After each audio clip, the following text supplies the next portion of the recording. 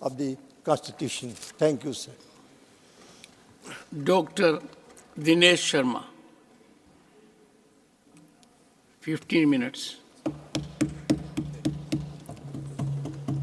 माननीय सभापति महोदय, आपके द्वारा मुझे माननीय राष्ट्रपति महोदया के अभिभाषण पर धन्यवाद प्रस्ताव के संदर्भ में बोलने की अनुज्ञा प्राप्त हुई। आभार व्यक्त करता हूं। मैं अपनी बात को प्रारंभ करूं उससे पहले मुझे कुछ अलग प्रकार के दृश्य यहाँ पर देखने को मिले। मैं कई दिनों से देख रहा हूँ कि विभिन्न विचारों का मतैक्य होने के बाद भी दलों का आपसी सामंजस्य राज्यसभा में अनोखी तरीके से दिखा। अभी भी कुछ समय पहले यहाँ पर विभिन्न दल आपस में किस प्रकार से एक सहमत से दिखे, गठबंधन ना होने के बाद। मैं केवल इतना ही कहना चाहता हूँ कि तृणमूल जहाँ आदरणीय देवगौड़ा जी बोल रहे थे उस समय भी और उसके पहले भी विभिन्न दल केवल बीजेपी का विरोध कैसे किया जाए उस प्रकार के आचरण पे यहाँ पर आपस में एक मत दिखे। उनके संबंध में मुझे यही कहना है कि गठबंधन भले ही बाहर आपका ना हो, समझौता हो आपका, लेकिन एक चीज़ जरूर है कि जो दोबारा गर्म की हुई चाय और समझौता किया हुआ रिश्ता होता है वो दोनों पहले जैसा उसमें मिठास कभी नहीं रहती। आपकी मिठास अब वो कड़वाहट में बदल चुकी है। आज मोदी जी के द्वारा जिस प्रकार से सरकार ने 10 वर्षों का अपनी यात्रा को के अंतिम गंतव्य तक पहुंची है, मैं कह सकता हूं कि अभूतपूर्व परिवर्तन और क्रांतिकारी परिवर्तन हुए हैं।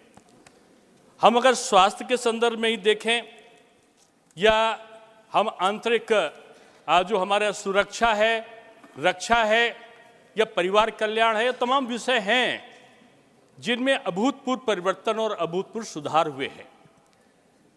हम उस पूरी क्रियाविधि को अगर विश्लेषित करना चाहें तो मुझको लगता है कि दीनदयाल उपाध्याय जी के सिद्धांतों के आधार पर, महात्मा गांधी जी के सिद्धांतों के आधार पर पूरे 10 वर्षों में जो एक उन्नति, एक प्रगतिशीलता का भाव जागृत हुआ है, उसमें निश्चित रूप इन विचारों का समावेश है। स्वास्थ्य के क्षेत्र में जब हम देखते हैं और इस बात को हम लाते हैं कि इस सरकार ने शायद दुनिया की सबसे बड़ी जो एक विहंगम परिस्थिति थी, एक समस्या थी भारतवर्ष की भी, कि स्वास्थ्य के संबंध में सबसे ज़्यादा चिंता गरीबों के प्रति थी कि गरीब बीमार होने पर क्या करेगा। इस चिंता का उपचार करने का काम माननीय प्रधानमंत्री ने किया है और आयुष्मान भारत ऐसी जो एक दूरगामी योजना को लेकर आए तो मैं समझता हूं कि बीमारी का जो खर्च सरकार उठाने लगी, इससे एक तरीके से तनाव मुक्त होने का काम जो आम आवाम है उसको हुआ है। अगर दूसरे शब्दों में इसको मैं परिभाषित करना चाहूं तो मैंने बहुत सारी क्रांति देखी है। मैंने कॉमर्स का मैं प्रोफेसर रहा हूं तो मैंने देखा है, बुल्शेविक क्रांति के बारे में भी सुनता हूं, आर्थिक क्रांति के बारे में भी सुनता हूं, औद्योगिक क्रांति के बारे में भी सुनता हूं, लेकिन मैं दावे के साथ कह सकता हूं कि ये भारत की स्वास्थ्य क्रांति दुनिया की सबसे बड़ी क्रांति के रूप में आई है, जिसमें एक आम गरीब को 5 लाख रुपए का जो कवर दिया गया है, उससे न केवल एक व्यक्ति ने राहत महसूस की है बल्कि इस अंतरिम बजट में तो एक सोने में सुहागा हुआ कि आशा कार्यकर्ता और आंगनबाड़ी कार्यकर्ताओं को भी इसमें कवर किया गया है, इसमें शामिल किया गया है। बहुत व्यंग मैंने देखे हैं कि प्रधानमंत्री जी खाते में रुपया कब जमा करेंगे। मैं इतना कह सकता हूं कि माननीय प्रधानमंत्री जी ने अप्रत्यक्ष रूप में जितनी अपनी योजनाओं से बचत कराई है, अगर उसका विश्लेषण करने लगे तो 15 लाख नहीं, मैं समझता हूं कई गुना ज्यादा पैसे लोगों के खाते में हुए हैं। ये प्रधानमंत्री आवास कितने लाख रुपए का होगा, ये जो यहाँ पर इज्जत घर है जिसको हम लोग उत्तर प्रदेश में बोलते हैं, ये कितने लाख रुपए का होगा। गैस का कनेक्शन ले लें या आप 80 करोड़ लोगों को मुफ्त का अनाज देने का उपक्रम हो, जो शायद दुनिया की सबसे बड़ी योजनाओं में से एक है, वो अप्रत्यक्ष रूप में लोगों को जो बचत है, जो ओवरहेड एक्सपेंडिचर्स थे ऊपर ही हुए थे, उनको बचत करके आज सरकार ने एक प्रकार से एक जो गरीब है उसके उन्नयन का एक अनोखा काम किया है। मान्यवर, आपको जानकर प्रसन्नता होगी कि मुफ्त इलाज की सुविधा से 3.5 लाख करोड़ रुपए का खर्च होने से बचे। संचालित 10,000 जन औषधि केंद्रों से 28,000 रुपए की बचत हुई है और इन पर 10 से लेकर 90% तक की जो सस्ती दवाएं मिली हैं, उन्होंने एक अनोखा कीर्तिमान स्थापित किया है। कैंसर और घुटने के इम्प्लांट जैसी जो बीमारियों की दवाएं थीं वो आज उपलब्ध हैं। आज 27,000 करोड़ रुपए की बचत हुई है, तो इस प्रकार के दवाओं के माध्यम से हुई है। आज डायलिसिस की सुविधा मुफ्त है, तो आज अगर देखें कि नई तकनीकों का उपयोग किया गया है। और अगर टीबी ऐसी जो बीमारी थी उसमें भी अगर आप देखें तो केसों की जो केस थे वो 16% की उसमें कमी हुई है, जो मृत्यु थी उसमें 18% की कमी हुई है। जो महिलाओं के सुरक्षित प्रसव के लिए संचालित जननी सुरक्षा योजना थी, 1 करोड़ से अधिक महिलाओं को वो लाभ मिला है। मान्यवर, पहले तो गांवों में सुविधा नहीं चिकित्सा की, इस बात की एक समस्या हुआ करती थी। आज गांवों में सीएमसी और पीएचसी में भी इलाज के लिए दवाएं मौजूद हैं। तमाम जगह पर एम्स खुले हैं, तमाम जगह पर आईआईटी खुली हैं, तमाम जगह पर विभिन्न प्रकार की सुविधाएं भी हैं। आज कोविड टीकाकरण, टेलीमेडिसिन, अस्पताल पंजीकरण, स्वास्थ्य रिकॉर्ड जैसे पहलू लोगों के लिए आसानी से उपलब्ध हैं। चिकित्सकों की कमी भी दूर की गई है। मान्यवर, 262 मेडिकल कॉलेजेस की स्थापना की गई है और ये कह सकते हैं कि आज उत्तर प्रदेश से मैं आता हूं, अभी बजट हुआ है पास, 1 डिस्ट्रिक्ट 1 मेडिकल कॉलेज, यानी 75 कॉलेज केवल मेडिकल कॉलेज केवल एक प्रदेश में खुलने जा रहे हैं। ये अनोखा, अनुपम ये जो प्रयोग है, तभी लोग कहते हैं कि मोदी है तो मुमकिन है। लेकिन इस मुमकिन में मैं कहना चाहूंगा कि सदी की सबसे गंभीर महामारी कोविड से लड़ने के लिए मोदी सरकार ने जिस संवेदनशीलता का परिचय दिया, लोग विश्वास नहीं करते थे और लोग बोलते थे। इसीलिए आज कहा जाता है कि वादों की नहीं, इरादों की हवा रखते हैं, जरा सी जान में ही दिल बड़ा रखते हैं। ना उम्मीद होकर सोता है जब जमाना, तब हम उम्मीद का दरवाजा खुला रखते हैं। इसलिए प्रधानमंत्री आज एक नया रास्ता उन्होंने खोला है और कोविड के माध्यम से आज देखिए, कोविड के जो उपचार के माध्यम से आज पूरी दुनिया में एक हलचल है और भारतवर्ष का नाम लोग एक ऐसे देश के रूप में लेते हैं जो असंभव को भी संभव बना सकता है। वो जो याची था छोटी छोटी चीजों के लिए कि कभी एड्स हुआ, कभी मलेरिया हुआ, कभी डेंगू हुआ, कभी चेचक आया, तो हाथ फैला के लोग जाते थे, कभी जापान के पास, कभी जर्मनी के पास, कभी अमेरिका के पास, याची बनकर मांगते थे कि हमें टीका दे दो। साल बीतता था, 2 साल बीतते थे और टीका उपलब्ध नहीं होता था, हजारों लोग मर जाते थे। पहली बार कोविड में अपने देश में जब वैक्सीन को बनाया गया, 1 नहीं 3 वैक्सीन बनाई गई, उस समय पूरा देश आह्लादित था, गर्व कर रहा था अपने प्रधानमंत्री पर। लेकिन उस समय यह दुर्भाग्य था इस देश का कि यहां का विपक्ष कह रहा था कि ये बाहर से, विदेश से आप वैक्सीन बना लो। कोई कहता था ये मोदी की वैक्सीन है, जब हम सत्ता में आएंगे तब इस वैक्सीन को लगाना। कोई ये कह रहा था ये बीजेपी की वैक्सीन है।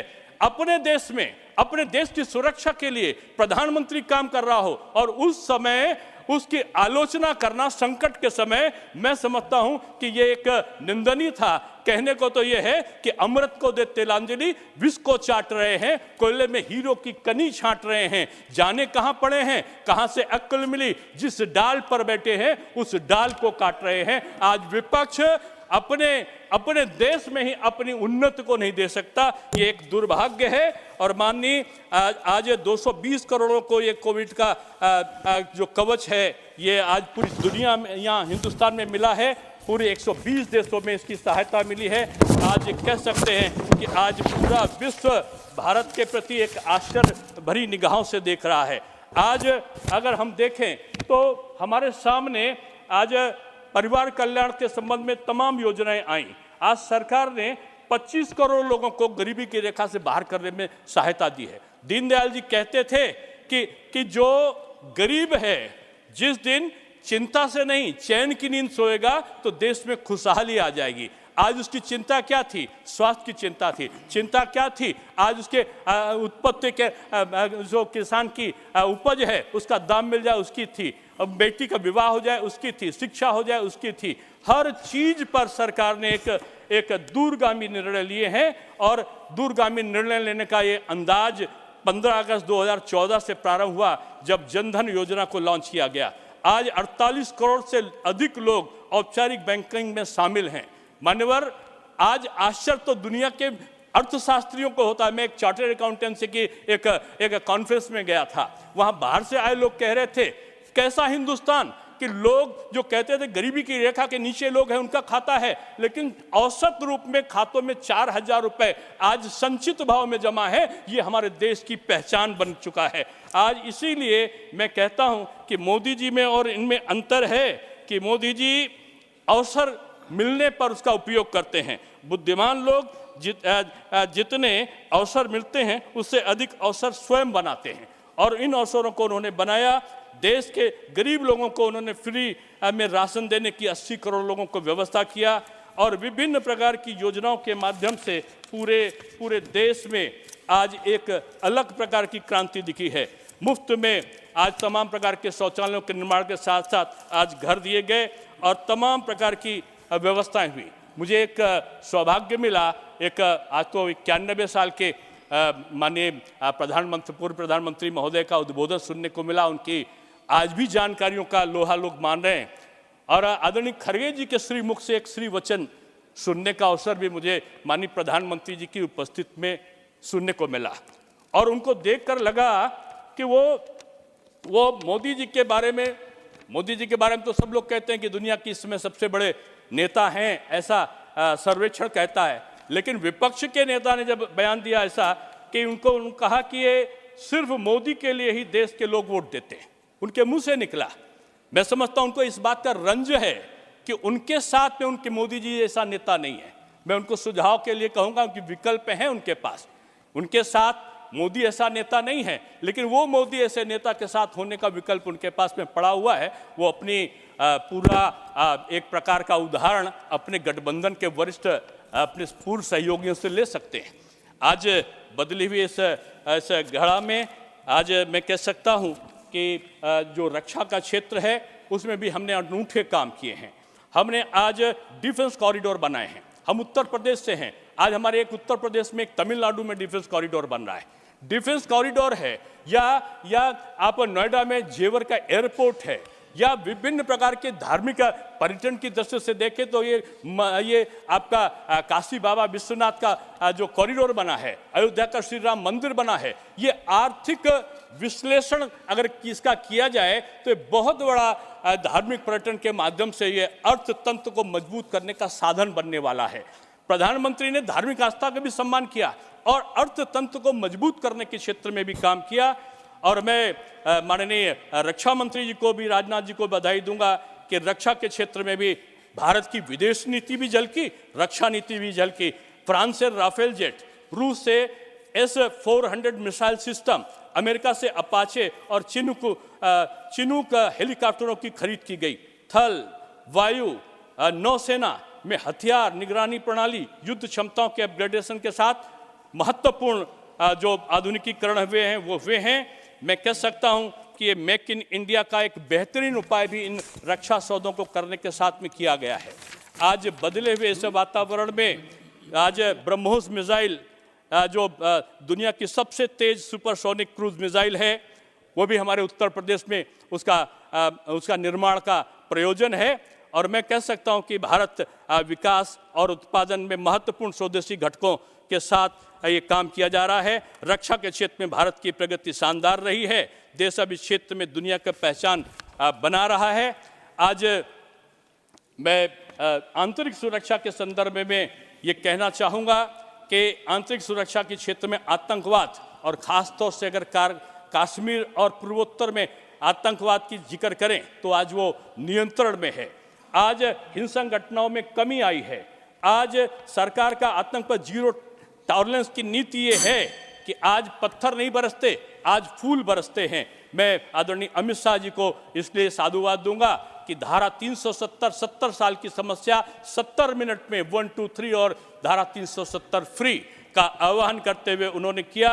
उनके कार्यकाल में जम्मू कश्मीर आरक्षण संशोधन, जम्मू कश्मीर पुनर्गठन संशोधन और ये विधेयक जहां पास हुए, वहीं ऐसे कार्यकाल में तमाम अन्य महत्वपूर्ण जो विधेयक थे उनको भी पास करने का प्रयोजन हुआ। मान्यवर, मैं केवल आखिर में इतना कहूँगा कि आज भारत के आंतरिक सुरक्षा के लिए भारतीय नागरिक सुरक्षा संहिता, भारतीय न्याय संहिता, भारतीय साक्ष्य अधिनियम, ये तीनों एक रामबाण बन के सामने आने वाले हैं। भारत का सुशासन व्यवस्था निश्चित रूप में देश में क्रांतिकारी परिवर्तन लाएगा। आप माननीय जो राष्ट्रपति महोदया का इसमें उद्बोधन था, उसके समर्थन में मैं यही कहूँगा कि मोदी जी के जो नेतृत्व में आज पूरा देश सुरक्षित है और ये देश निश्चित रूप में विश्व गुरु बनने की तरफ अग्रसरित अवश्य होगा। Doctor Sasmit Patra, not